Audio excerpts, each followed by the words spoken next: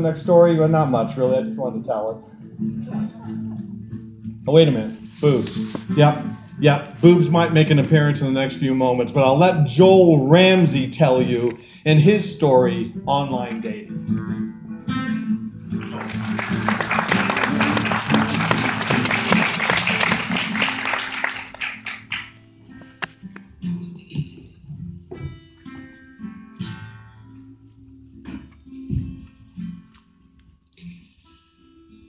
As a clueless male in his late 30s who just ended 12 years of a choppy marriage, and with my kids teasing me about social life extinction, I decided to return to dating. I was nervous as before marriage, I didn't have any real success in my social life. I was terrified of blind dates, so online dating seemed less unexpected. The online dating sites remind me of submitting an electronic job application, but my resume contains a large amount of unnecessary selfies. Visuals are an essential part of online dating. You can post amazing profile pictures. Most people find an image that portrays them at the pinnacle of perfection and choose this as their primary picture, even if the picture is 10 years old. It seems standard to include one picture of a duck-faced selfie.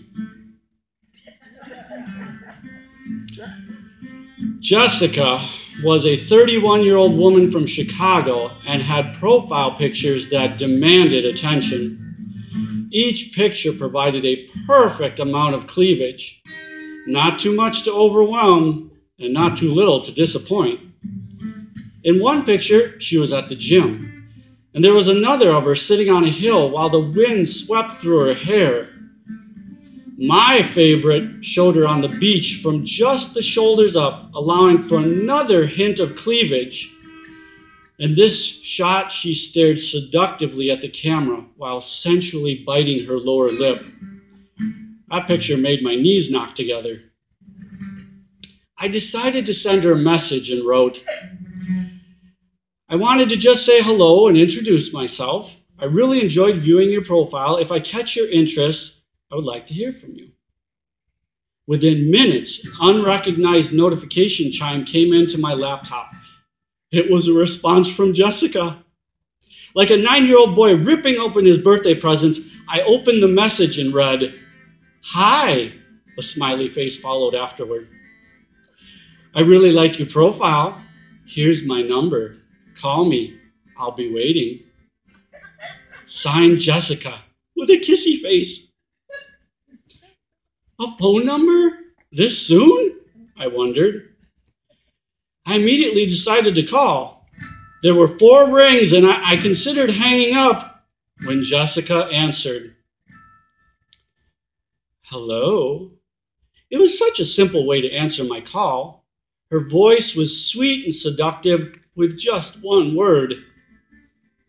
I stumbled to find a subtle yet studly opening. Hi? I paused to add swagger. I nailed it. Jessica giggled. Hello? Who is this? It's Joel. I was shocked to get out more than one word. Well, hello, Joel. I felt I should have been paying by the minute for how she said my name. Hi, how was your day? It was good, Joel, but let's get past the friendly crap. Did you like my profile pictures? Wow, what's not to like?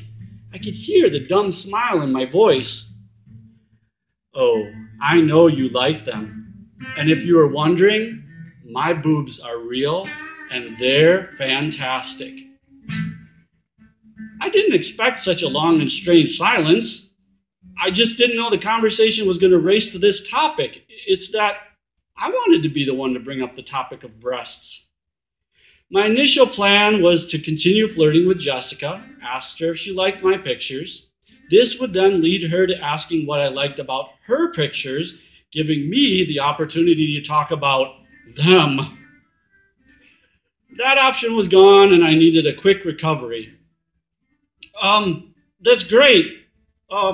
So we've been having some nice weather, huh? I went with weather. Out of the billions of topics, I went with weather. The phone conversation slumped and didn't even last an additional minute as Jessica gave a less cheerful goodbye. I viewed Jessica's profile once more, bid farewell to her amazing profile pictures, and just like all online dating users, shopped the next profile. Nothing happened for the next few days. I would send messages, flirts, winks, but nothing happened. My profile would be viewed, but I wouldn't receive a response. So I uploaded more pictures and I edited my written section. But by Friday evening, I was feeling like the president of the high school chess club. At 6 p.m., my phone received a text message. "Hi," smiley face afterward. It was from Jessica. Startled, I stared at my phone, not knowing what to do.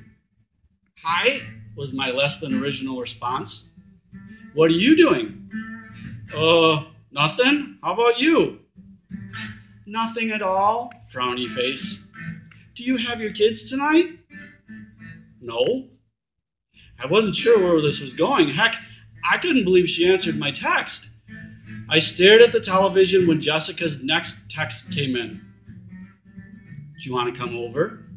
We could watch a movie." It's funny how hormones make a phone drop from your sweaty hands. I checked her text again to make sure I didn't misread her last message. I didn't respond. I opened the dating site. I looked at her profile. Her pictures stared at me seductively, saying, "Come on, Joel. Come watch a movie with me." Most guys would have already been out the door, but I just kind of knew something wasn't right. I'm not sure that's a good idea. My fingers fought with me as I sent the text. The next pause lasted an eternity. I stared at the television, stared at Jessica's profile. Then her text arrived. "I understand, baby." She called me baby. "You're feeling weird about this, but we're both adults and we are just going to watch a movie." "Just watch a movie?" "Yup, just watch a movie at my place." "So should I bring the movie?" "Nope, I have it. Want to watch Moneyball? Brad Pitt is sexy." My thoughts raced to the fact that I could not compete with Mr. Pitt. Another bold response. "Just come over." I was always one to give in to peer pressure. Glad I was never dared to smoke in high school because I'd be up to 6 packs a day. My response was damn predictable. "Okay, what's your address?" Before giving me her address, she asked one favor that raised a red flag. She gave me specific directions to a 24-hour convenience store that sold jugs of wine. "Okay, I'll stop at the store and I'll pick up a bottle of wine." No, was her response. "Not a bottle, a jug." "A jug?" "Yes, a jug." There was no sarcasm in her response. Jessica's directions were more precise than a GPS. I walked in the store and found an end cap with several large gold-colored jugs of wine. I tried to find something else to buy so I wouldn't look like an alcoholic. But what? Condoms? Beef jerky? Cheese puffs?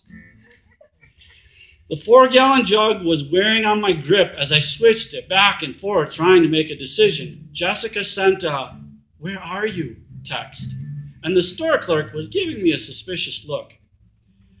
After paying $4.37 for the jug of wine, I was on my way.